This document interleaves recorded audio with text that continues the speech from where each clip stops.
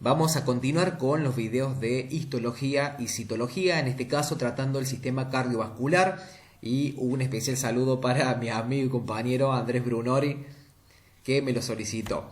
A modo de generalidad, entonces, como siempre, recordamos que el sistema cardiovascular es aquel que comprende, por un lado, una bomba muscular aspirante e impelente, que será el corazón, que se encarga de impulsar la sangre por toda una serie de circuitos, por un circuito cerrado que está constituido por los vasos sanguíneos del organismo, los distintos tipos de vasos sanguíneos. Y que la distribución de la volemia, es decir, la distribución del total de la sangre, se realiza por medio de dos circuitos, que es el circuito mayor o sistémico y el circuito menor o pulmonar. Como repaso muy general anatómico, recordamos que esta bomba muscular, el corazón, en un corte coronal, podemos objetivar lo que son dos cavidades superiores correspondiente a las aurículas derecha e izquierda, y dos cavidades inferiores de mayor tamaño, que son el ventrículo, también derecho, y el ventrículo izquierdo, que es el de mayor tamaño, mayor capacidad, y con una pared ventricular libre mucho más gruesa con respecto al ventrículo derecho. Ambos ventrículos están separados entre sí también por una pared muscular, que es el tabique septum interventricular, al igual que las aurículas están separadas entre sí por el tabique septum interauricular. Las cavidades superiores se comunican con las inferiores a través de orificios, donde se encuentran las válvulas que hacen la comunicación auriculoventricular. Entonces encontraremos la válvula bicúspide o mitral del lado izquierdo, que permite la comunicación auriculoventricular izquierda, y la válvula tricúspide, que permite la comunicación auriculoventricular derecha. ¿Sí? En un corte transversal lo podemos observar las válvulas bicúspide del lado izquierdo y la válvula tricúspide del lado derecho cerradas, y de este lado están abiertas, mientras que también observamos otras válvulas que son la válvula aórtica, aquí abierta y aquí cerrada, y la válvula pulmonar abierta y la válvula pulmonar cerrada. Podemos observar que del lado derecho la comunicación entonces auriculoventricular se da por medio de la válvula tricúspide, que tiene tres valvas, como podemos observar, mientras que el del lado izquierdo se da por la válvula bicúspide o mitral, constituida por dos valvas, una anterior y una posterior. Las válvulas aórticas y pulmonar permiten la comunicación entre la válvula aórtica, el ventrículo izquierdo y la comunicación sistémica a través de la aorta, mientras que la válvula pulmonar comunica la cavidad ventricular derecha con la arteria pulmonar y la circulación menor o pulmonar. En cuanto a sus características fisiológicas, el fenómeno de contracción cardíaca está regulada por una serie de estructuras especializadas en conducción. Estas estructuras, encargadas de enviar los impulsos y de facilitar o de permitir la contracción del músculo cardíaco, está constituida por el nodo sinoatrial, sinoauricular o de Key-Flack, que es una serie de células musculares especializadas próximas a la desembocadura de la vena cava superior. Este nodo se comunica por un trayecto al nodo auriculoventricular o atrioventricular o de Afchoftawara, el cual genera un ligero retardo para transmitir el impulso a través del haz de His o haz auriculoventricular, que se bifurca a nivel del tabique en dos ramas. Una rama izquierda un poco más gruesa y una rama derecha más delgada del lado del ventrículo derecho, ¿sí? Y finalmente se terminan bifurcando en lo que son las fibras de Purkinje del lado derecho y del lado izquierdo. En su configuración externa podemos observar que el corazón se encuentra tapizado por una capa que constituye el pericardio, y en un corte podemos observar la cavidad ventricular, que será esta, ¿sí? que está tapizado el interior del corazón, como veremos, por un endocardio, la pared del ventrículo izquierdo en este caso, y finalmente un epicardio, que es la parte, digamos, más externa, que toma en contacto con el miocardio, y un pericardio, ¿sí?, que está constituida por una hoja, ¿sí?, parietal, es una serosa pericárdica, y una hoja visceral. Entre ambas hojas pericárdicas se encuentra un espacio virtual, que es el espacio pericárdico, en el cual se localiza un muy pequeño volumen de líquido que permite ese movimiento del corazón durante la sístole y la diástole. Yendo a la histología, lo que tenemos acá es un corte a mayor aumento de músculo cardíaco del interior del corazón con hematoxilina eosina.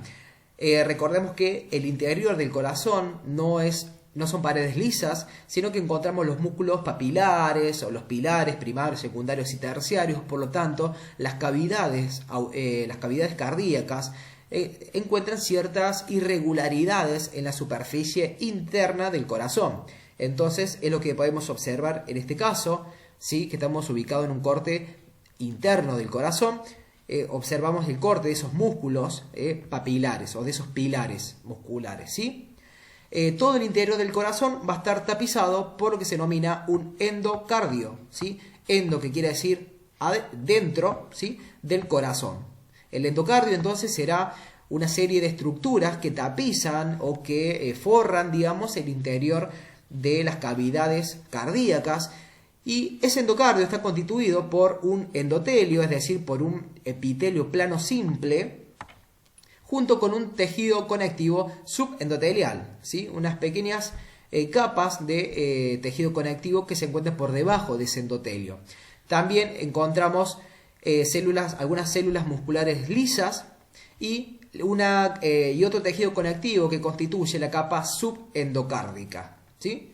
Entonces lo que podemos observar en el microscopio óptico de campo claro es ese endotelio, ese epitelio plano simple. Observamos los núcleos aplanados que tapizan todo el interior del corazón.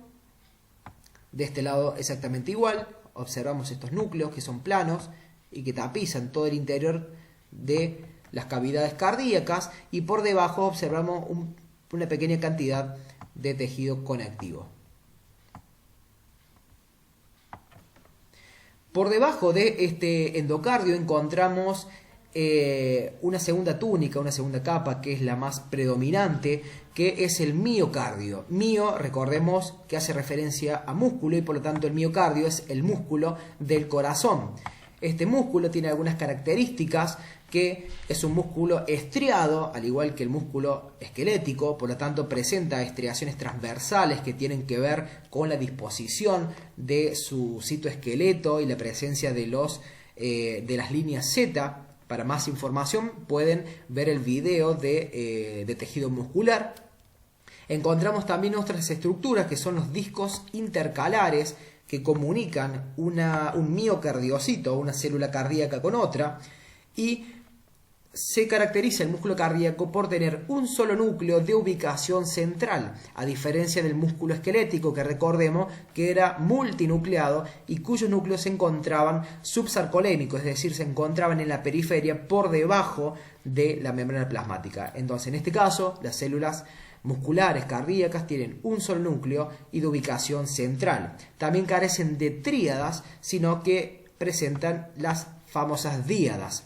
Aquí tenemos un esquema de lo que sería un miocardiocito. En celeste, la membrana plasmática de esa célula cardíaca muscular, que se invagina formando los túbulos T, al igual que el músculo estriado esquelético, y un retículo endoplasmático liso, un poco menos desarrollado que el esquelético, y este conjunto, este par que constituye el túbulo T con el retículo endoplásmico liso de este lado y del otro, constituyen lo que denominamos como díadas, ¿sí?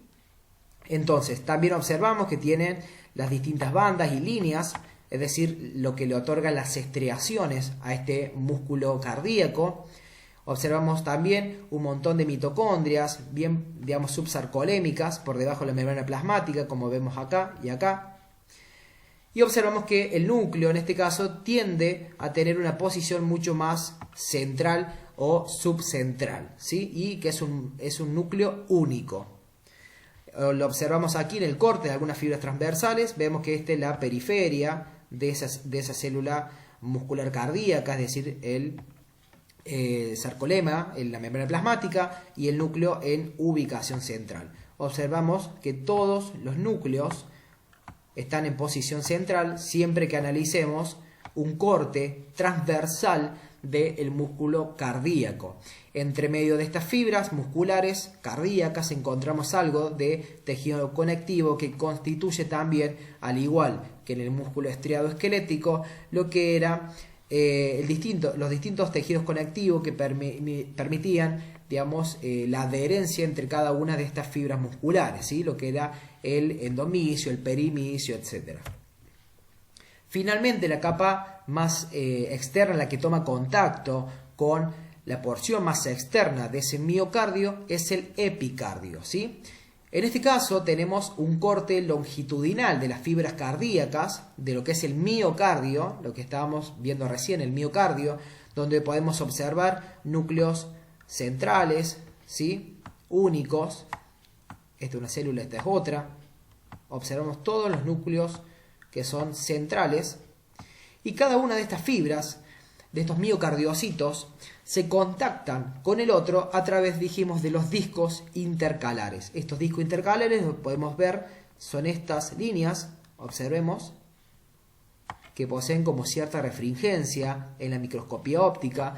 Muchas veces no son fáciles de localizar o de observar al microscopio de campo claro, ¿sí? Estos discos intercalares entonces permiten la unión o la comunicación entre una célula cardíaca y la otra para funcionar como un sinsitio, es decir, que en el momento de la contracción del corazón, durante la sístole cardíaca, todas estas células se contraigan en conjunto. Estos discos intercalares poseen una serie de estructuras, entre ellas uniones nexus, que permiten la comunicación entre los citoplasmas de las distintas células musculares. Por lo tanto, cuando se despolariza o se contrae una de ellas, esa transmisión se va pasando de célula en célula, permitiendo también la contracción de todas las células adyacentes, ¿sí?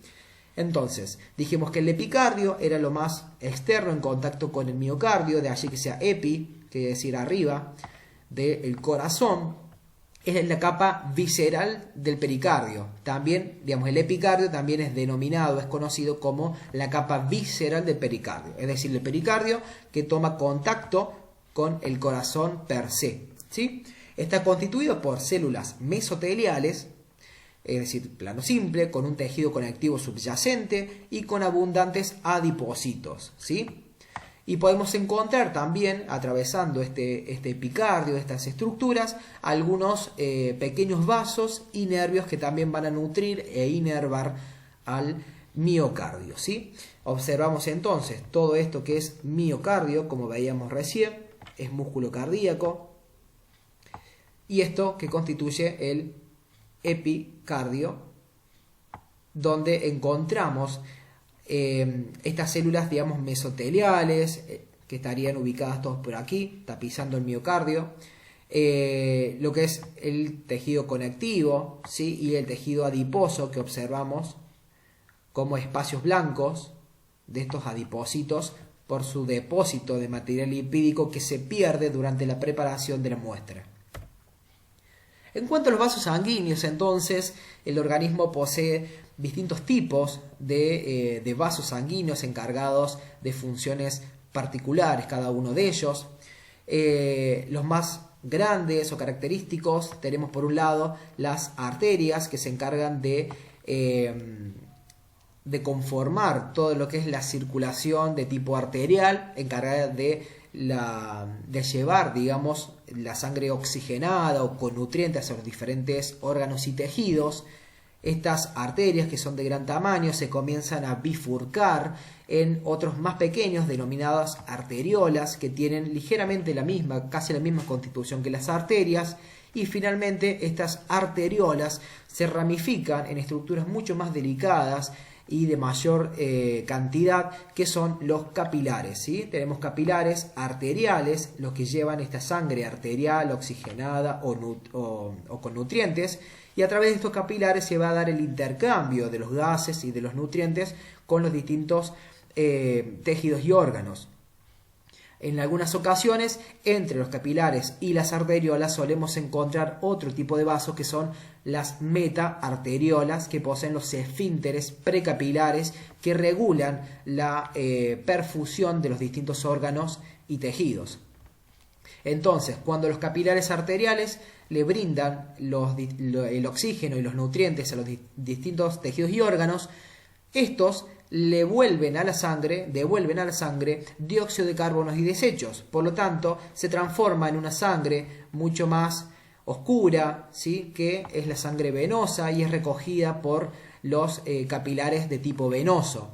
Estos capilares ahora poseen la sangre sin oxígeno, digamos, o disminuida la concentración de oxígeno, para ser más exactos, y con abundantes desechos o metabolitos del producto del metabolismo de estos órganos y tejidos. Estos capilares venosos comienzan a confluir entre ellos para formar vasos un poco más grandes, que son las vénulas, y las distintas vénulas confluyen entre ellas para terminar dando algunos vasos más grandes, que son las venas, ¿sí? Entonces las venas predominantemente son estructuras de capacitancia, porque llevan la sangre de vuelta hacia el corazón para que se vuelva a recargar con oxígeno y con nutriente y devolverla a la circulación de tipo arterial, ¿sí? Algunas venas, predominantemente de los miembros inferiores, poseen en su interior válvulas que permiten que la sangre pueda ascender hacia el corazón. Esto es debido a la presión hidrostática que genera la sangre por fuerza de gravedad. Como las venas, veremos, no tienen una capa muscular que le otorgue cierta resistencia, sino que son vasos de capacitancia, la sangre se termina estancando y no podría ascender hacia el corazón. Por lo tanto, estas válvulas permiten ese mecanismo para que la sangre pueda ascender, ¿sí? Entonces, los vasos sanguíneos en su generalidad están constituidas por 3 túnicas o capas.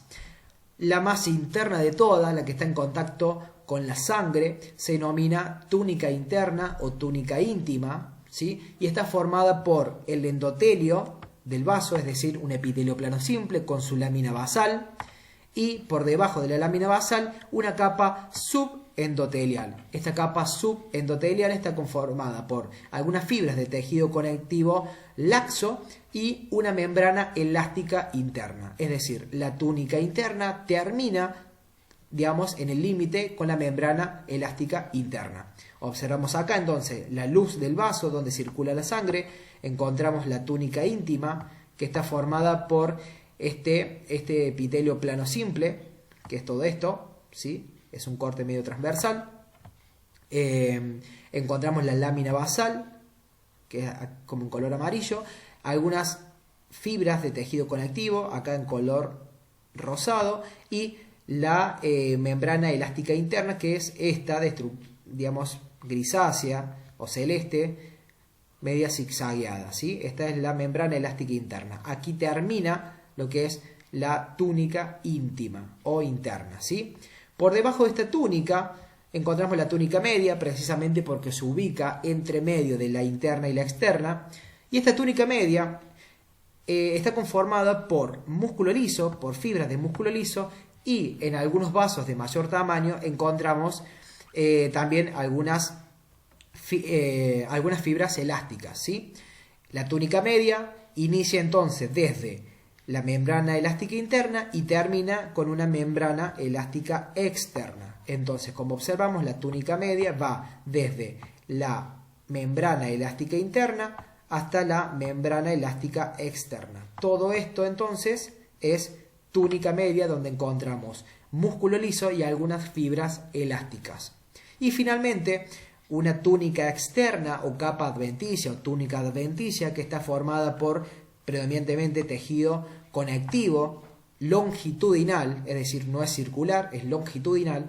algunas fibras elásticas, muy pocas, dependiendo del vaso, y también a través de esta túnica adventicia o externa circulan, ¿sí? Algunos vasos de muy pequeño tamaño que se denominan vasa vasorum, ¿sí? Y algunos nervios que permiten nutrir e inervar a los grandes vasos, ¿sí? Acá tenemos entonces la túnica externa que va desde la membrana elástica externa, ¿sí? Hasta, digamos, el límite externo de esta túnica, de esta adventicia, conformada entonces mayoritariamente por tejido conectivo longitudinal. Para diferenciar las arterias, entonces las arterias llevan la sangre predominantemente oxigenada, con nutrientes. Tenemos arterias de gran tamaño, que poseen, también denominadas como arterias elásticas, son aquellas que tienen más de 10 milímetros en su tamaño, por ejemplo la aorta, ¿sí? La aorta es una arteria elástica que posee una túnica íntima o una túnica interna formada por el endotelio plano simple, conectivo, músculo liso y, recordemos, la membrana elástica interna. Tiene una túnica media formada por músculo liso y mayoritariamente por láminas elásticas o por fibras elásticas que permiten a la aorta soportar la presión sanguínea y poder distenderse cuando el corazón durante el sístole le pasa un gran volumen de sangre, ¿sí? Y finalmente una túnica adventicia que en la mayoría de las arterias no está muy desarrollada, ¿sí? Las arterias tienen un predominio o un mayor desarrollo de la túnica media. La túnica entonces adventicia o externa está formada por el tejido conectivo longitudinal, algunas fibras elásticas y como vemos son más delgadas. Esta túnica adventicia o externa es más delgada que la túnica media. Las arterias, no tienen un gran desarrollo en general de esta túnica adventicia o externa. Después tenemos las arterias musculares, como pueden ser las arterias subclavias, las femorales, entre otras, son de menor calibre, ¿sí? Y mayoritariamente tienen casi los mismos componentes que las grandes arterias. Después tenemos arterias pequeñas y pasamos a las arteriolas, donde su tamaño ya es mucho más pequeño. Vemos que su constitución es casi igual a las arterias de gran tamaño, excepto que su túnica media se reduce a unas muy pocas capas de células musculares, ¿sí? Y finalmente los capilares de tipo arterial son más pequeños, observados a nivel microscópico, entre 4 y 10 micras. Recordemos, un glóbulo rojo tiene un tamaño aproximado en promedio de 8 micrómetros, de allí que los glóbulos rojos circulan por los capilares casi en una hilera, ¿sí? Y los capilares se caracterizan por estar conformados exclusivamente por un endotelio, ¿sí? Es decir, por una túnica íntima.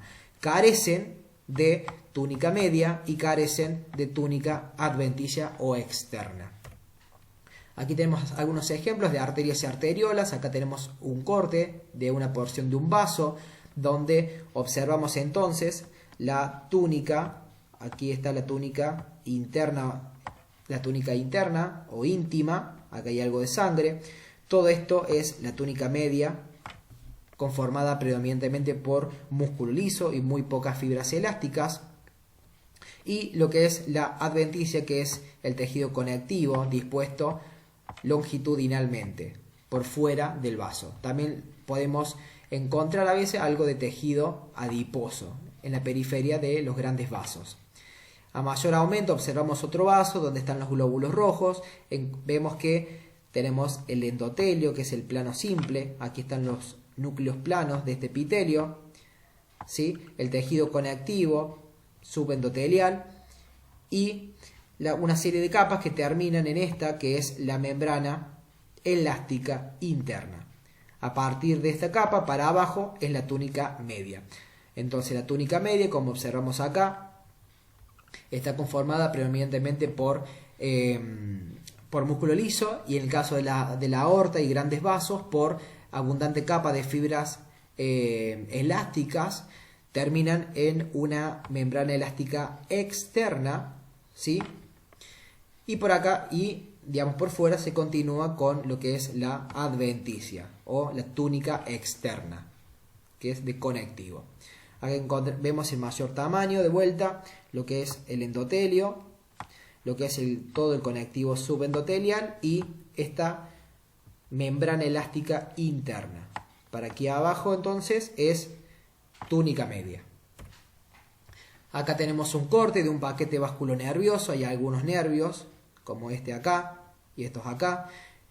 Observamos que en un preparo histológico los vasos sanguíneos, al tener más desarrollado la túnica media, que contiene abundantes fibras musculares, al corte su luz suele ser regular, es decir, se mantiene una luz abierta, circular o ligeramente ovoidea, mientras que las venas, al carecer de una túnica media desarrollada, tienen muy poca cantidad de túnica media y predomina la adventicia, que es de tejido conectivo. Durante el corte las venas suelen colapsarse, es decir, su luz se vuelve irregular o se achata precisamente porque estas pocas fibras musculares de su túnica media no son capaces de mantener el vaso de forma abierta, ¿sí?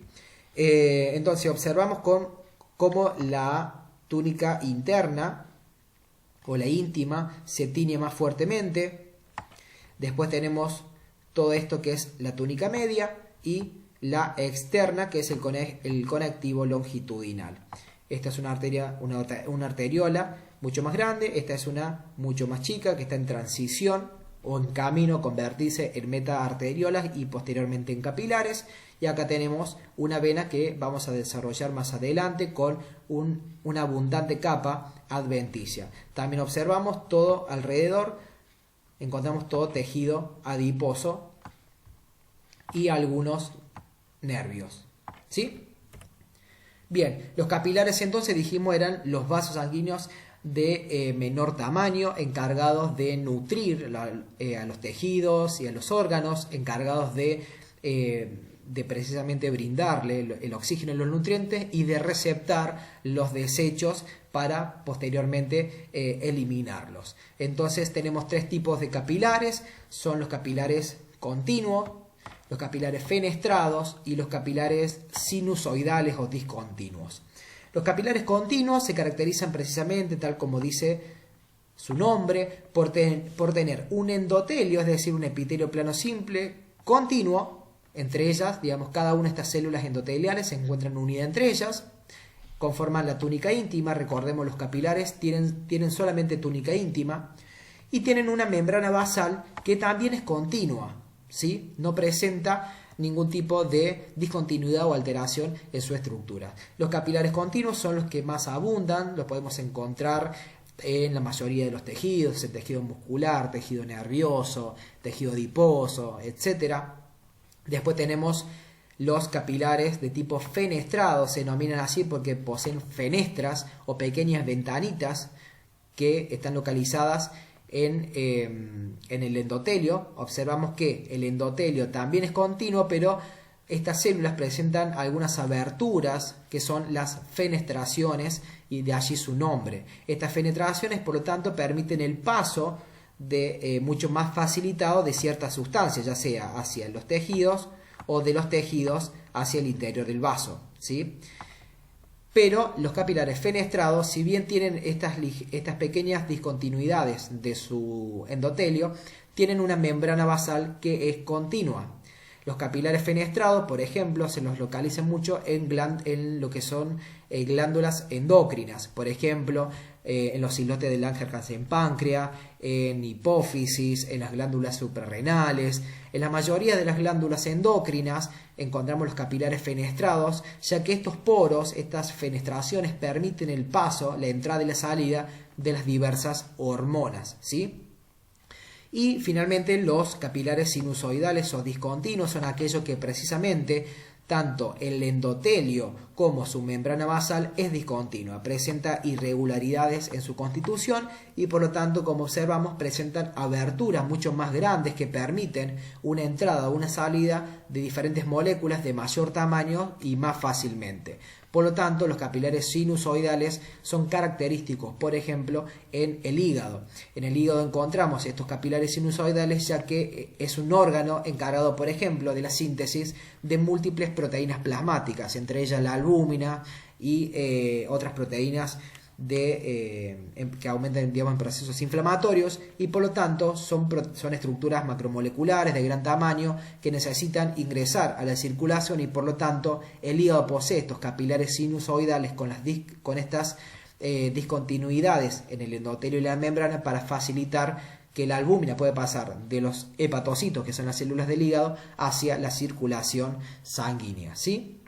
Tenemos algunos ejemplos. Acá en tejido conectivo hay algunos capilares de tipo continuo. Observamos aquí un capilar formado exclusivamente por endotelio. Es un epitelio plano simple. Observamos por la forma su núcleo y nada más. En el interior hay algunos glóbulos rojos, ¿sí? Y observamos que es continuo. Aquí tenemos otro capilar en un corte más longitudinal con el epitelio también plano simple. Vemos la continuidad. Aquí tenemos otro, ¿sí? Estas fenestraciones y la discontinuidad de los capilares sinusoidales o discontinuos se observan por microscopía electrónica, ¿sí? Con microscopio óptico podemos nosotros inferir que se encuentran estos capilares por conocimiento teórico, pero para poder objetivarlos necesitamos microscopía electrónica.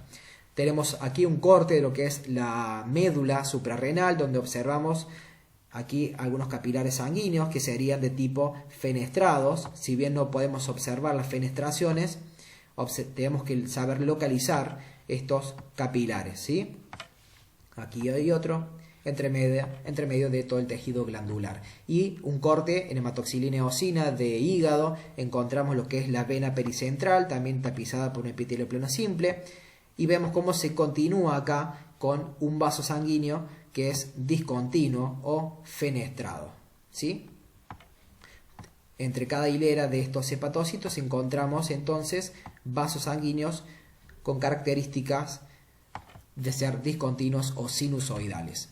En cuanto a las venas, entonces dijimos que las venas son aquellos vasos encargados de la circulación de la sangre mal llamada desoxigenada, sino con bajo contenido en oxígeno y con alto contenido también de desechos. Recordemos que las venas inician desde la microvasculatura, es decir, tenemos pequeñas vénulas postcapilares o capilares venosos, son los de menor tamaño, formado, al igual que los capilares arteriales, por un endotelio y pericitos, que son células que se encuentran por fuera de este endotelio. Al igual que los capilares, no tienen ni túnica media ni túnica adventicia. Después pasamos a unas de mayor tamaño. Estas vénulas postcapilares comienzan a confluir entre ellas para formar vasos de mayor tamaño, que son las vénulas musculares, que se caracterizan por tener músculo liso en su túnica media, y también aparece algunas fibras de tejido conectivo de la túnica adventicia. Varias vénulas musculares confluyen para formar pequeñas venas y venas medianas, ¿sí? Que ya poseen una túnica interna siempre con endotelio, donde aumenta el tejido conectivo y algunas de las capitas de músculo liso de esa túnica íntima. Empieza a engrosarse un poco más la túnica media, pero nunca alcanzará la túnica media de las arterias, y tiene abundante túnica adventicia con mucho tejido conectivo y algunas fibras elásticas. Y finalmente las venas grandes o de gran tamaño, mayor a 10 milímetros, como por ejemplo las venas cava superior e inferior, las venas yugulares, conformadas por una túnica interna o íntima por su endotelio conectivo y algunas fibras de músculo liso, una túnica media que ya adquiere un poco más de protagonismo, y una muy abundante túnica externa o adventicia formada por mucho conectivo y algunas fibras elásticas y algo de músculo liso también, ¿sí? Acá tenemos el corte entonces de lo que es una vena. Observemos de vuelta que al no tener tan desarrollado la túnica media, suele colapsar la luz o adquirir una característica mucho más irregular en la microscopía óptica, ¿sí? Acá tenemos otra con tinción de tricrómica. Observamos que hay tejido adiposo por fuera del vaso sanguíneo, y lo que está más oscuro, con un color verdoso mucho más oscuro, es el tejido conectivo, que es lo que tiñe esta tinción de tricrómico, ¿sí? Entonces observamos que todo el vaso sanguíneo en su interior está formada por una túnica íntima o interna, tapizada por un endotelio, un epitelio plano simple, algo de tejido conectivo que acá logra teñirse más o menos de un azulado, ¿sí? Después sigue una túnica media que no está muy desarrollada. Esta es una vénula un poco más de mayor tamaño, donde hay algunas fibras musculares, hay algo de tejido conectivo que lo observamos de color verdoso, ¿sí? Y finalmente una muy desarrollada túnica adventicia o externa, conformada predominantemente por tejido conectivo y por algunas fibras elásticas. Por fuera observamos tejido adiposo, ¿sí? A manera de conclusión, entonces el corazón es un órgano muscular hueco que está compuesto por tres componentes: un endocardio que tapiza el interior del corazón, un miocardio que es el músculo cardíaco encargado de la contracción de este órgano, y el epicardio que es la porción más externa ubicada en la superficie del corazón, ¿sí? Las fibras musculares cardíacas se dividen en fibras de contracción, que son las que precisamente van a contraer el corazón y van a expulsar la sangre, y fibras de conducción. Las fibras de conducción son las que conforman al nodo auricular, al nodo auriculoventricular, a las de His y a las fibras de Purkinje. Todo el sistema de conducción cardíaca está formada por fibras musculares que son especializadas en conducción. No son neuronas, son fibras musculares especializadas cuya constitución interna difiere a las fibras de contracción, es decir, son fibras que permiten una mayor facilidad para transmitir la electricidad o el impulso eléctrico, pero no pueden contraerse, ¿sí? Y estas fibras de conducción, estas estructuras encargadas de conducir los estímulos eléctricos del corazón, se ubican en el subendotelio, ¿sí? Es decir, por debajo del endotelio, se encuentra en ese conectivo que conforma la túnica interna, ¿sí? el endocardio. Los vasos sanguíneos poseen tres túnicas o capas: una túnica interna o íntima, una túnica media y una túnica externa, a excepción de los capilares, que dijimos que son los vasos sanguíneos de menor tamaño y que están formados exclusivamente por una túnica interna o íntima, es decir, por endotelio. No tienen ni túnica media ni túnica externa. Las arterias se caracterizan porque su túnica media está predominantemente formada por fibras musculares y por fibras elásticas, ¿sí? Las arterias de mayor tamaño tienen más fibras elásticas, como la aorta, mientras que las venas se caracterizan porque tienen un mayor desarrollo de su túnica externa, es decir, tienen una túnica media no tan desarrollada, pero tienen abundante tejido conectivo en su túnica externa o adventicia. Y los capilares entonces son los vasos más pequeños, pudiendo ser de tres tipos: continuos en la mayoría de los tejidos, fenestrados principalmente en glándulas endocrinas, o discontinuos, ¿sí? Ubicados en el hígado, ¿sí? Eso es todo, espero que les sea de utilidad el video. Te podés suscribir y darle like al video. Seguime en mi cuenta en mis redes sociales, en Facebook, facebook.com/medicina bioquímica, o en mi cuenta personal de Instagram. Gracias.